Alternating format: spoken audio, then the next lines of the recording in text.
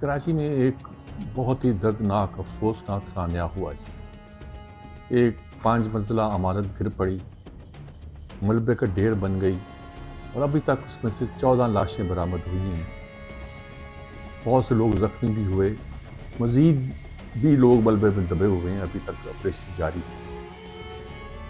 जब ऐसा वाक़या होता है तो आमतौर पर यह होता है जी, उनको वार्निंग दी गई थी कि ये इमारत मखदूश है, इसको खाली कर दो। लेकिन वो इसलिए खाली नहीं करते कि कहाँ जाएं, कहाँ सर खपाएं, कहाँ सर छुपाएं, कहाँ पनाह हासिल करें।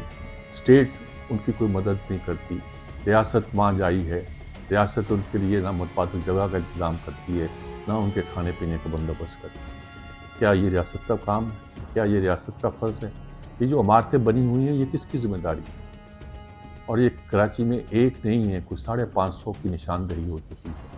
450 सिर्फ जनूबी ज़िले में है और उसमें से 160 के करीब, 150 से ज़्यादा के करीब इस इलाके में है जिसे लियारी कहते हैं। ये वो इलाका है जो पीपल्स पार्टी का गढ़ गिना जाता है। कराची में जब पीपल्स पार्टी एक भी सीट नहीं लेती थी तो सिर्फ इस इलाके से सीट लेती थी। अब्दुस्तार गबोल जहाँ जीते थे, हफीज़ पीरज़ादा, अब्दुस्तार गबोल, 2 ही लोग जीते थे और बाकी कोई सीट कराची में पीपल्स पार्टी को नहीं मिला करती थी। ऐसी सूरत में यानी जो उनका हल्का असर हो, ये अलग बात है बाद में बिलावल वहाँ हार गए, नहीं वजह ये इलाका मनशियात की वजह से बदनाम है। ये इलाका अपने अनप्लैन्ड होने की वजह से बदनाम है। ये इलाका जो है ये बिल्कुल एक स्लम की हैसियत रखता है। कुछ तो इसका पुराना इलाका है, पुरानी बस्तियाँ हैं, पुराना तामीरात है। कुछ जो वहाँ नई तामीरात हुई हैं वो भी कोई ऐसी नहीं है कि जिन पर फ़ख्र किया जा सके।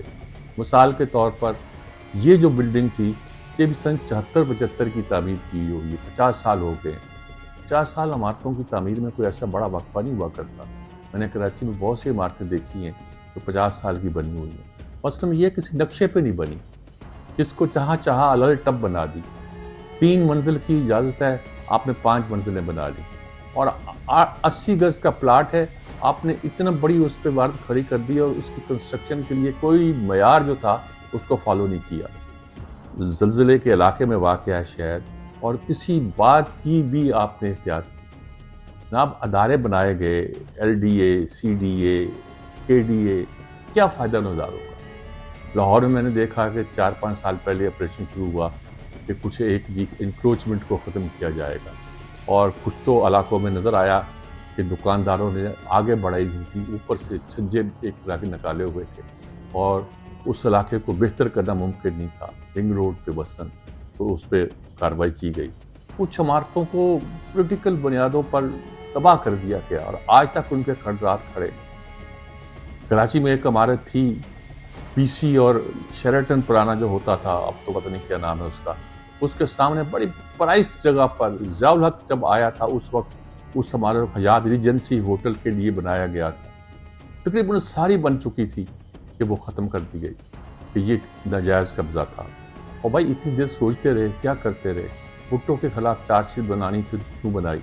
आखिर पता नहीं 20 साल के बाद, कितने साल के बाद उसको एक कारोबारी शख्सियत के हाथों बेच दिया गया, बिक गई, सरकार को पैसा मिल गया, लेकिन वो खंडराट तो वहीं के वहीं खड़े रहे ना जी। किस काम के आए? कौमी दौलत हर कोई चीज़ होती है, कोई बात होती है।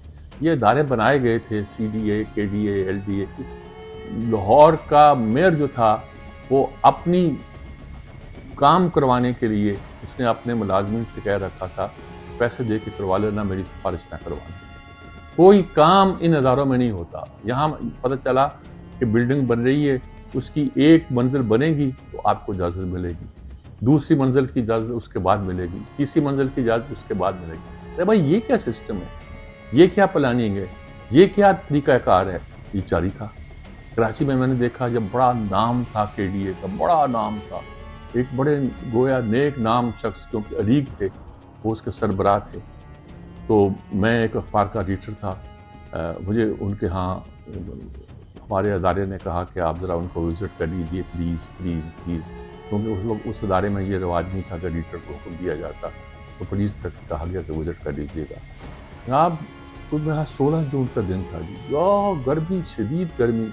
जहाँ वहाँ पहुँचा تو وہ ایک جھولنے والی کرسی، یہ جھولنے والی جو کرسیاں ہماری نہیں ہیں، وہ بینت کی ایک خاص انداز کی کرسی پہ بیٹھے وہ جھول رہے تھے، اور ان کے گرد گھیرا لگا ہوا تھا شہر کے نامور بزنس مین، انڈسٹریلسٹ، جن کے نام کبھی ہم نے اخبار میں پڑھے تھے، وہ سب ہاتھ باندھے بیٹھے تھے، بالکل اس طرح ہی تھے، بالکل اس طرح۔ میں جا کے وہاں بیٹھ گیا۔ خیر میں چونکہ ایک اخبار سے اٹھ کے آیا تھا، عمر بھی ایسی نہیں تھی، میں تو بڑا اختراف باتیں کرتا رہا، لیکن میں نے دیکھا کہ کس طرح سہم کر یہ لوگ بیٹھے ہوئے ہیں، کیا ٹھاٹھ تھی۔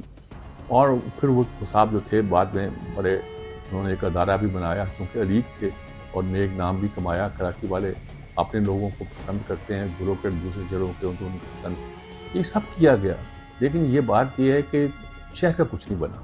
نیسلے ٹاور گرا دیا گیا، کوئی انتظامیہ کا بندہ نہیں آیا، کوئی کسی نے اس پہ دخل نہیں دیا۔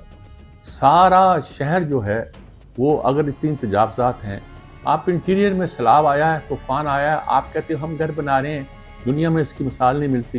اور بھائی جو بنے بنائے گھر ہیں ان کو تو ٹھیک کرو، ان عمارتوں کو تو دیکھو، اس لیے کہ یہ آپ کا ووٹ بینک نہیں ہے، آپ ان کو نظر انداز کر رہے ہیں، اس لیے کہ آپ کے لیے یہ امپورٹنٹ نہیں ہے، حالانکہ یہی وہ علاقہ ہے جو آپ کے لیے امپورٹنٹ ہے۔